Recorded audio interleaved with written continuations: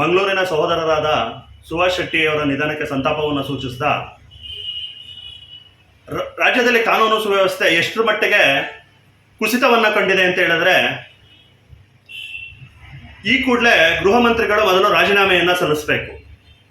ಇಷ್ಟು ವರ್ಷಗಳಲ್ಲಿ ನೋಡದೇ ಇರತಕ್ಕಂತಹ ಅದಕ್ಷ ಗೃಹ ಸಚಿವರನ್ನ ಈ ಬಾರಿ ನೋಡ್ತಾ ಇದ್ದೇವೆ.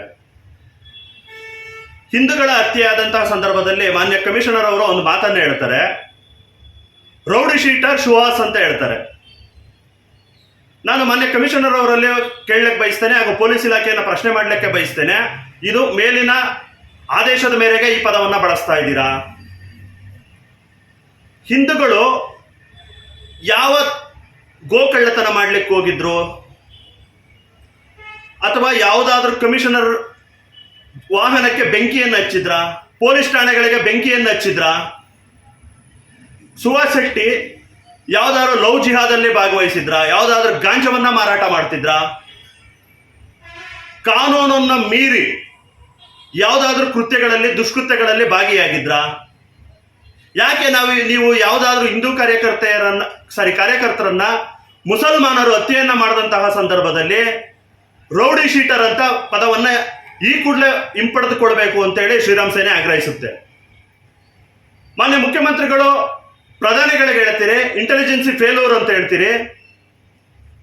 ತಮ್ಮ ಗೃಹ ಸಚಿವರು ಎಷ್ಟರ ಮಟ್ಟಿಗೆ ರಾಜ್ಯವನ್ನ ಮುನ್ನಡೆಸ್ತಿದ್ದಾರೆ?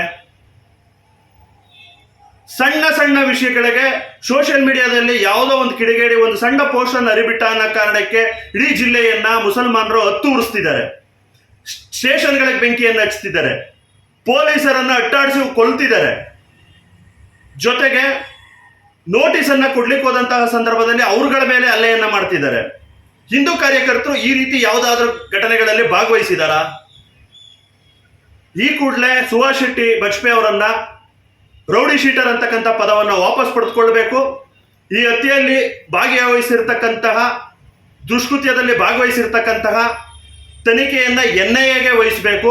ಅವರನ್ನ ಎಡೆಮುರಿ ಕಟ್ಟಿ ದೇಶದಿಂದನೇ ಗಡೀಪಾರು ಮಾಡಬೇಕು ಅಂತೇಳಿ ನಾನು ಕೇಂದ್ರ ಸಚಿವರಲ್ಲೂ ಸಹ ಮನವಿಯನ್ನು ಮಾಡ್ತಿದ್ದೇನೆ. ಜೈ ಶ್ರೀರಾಮ್.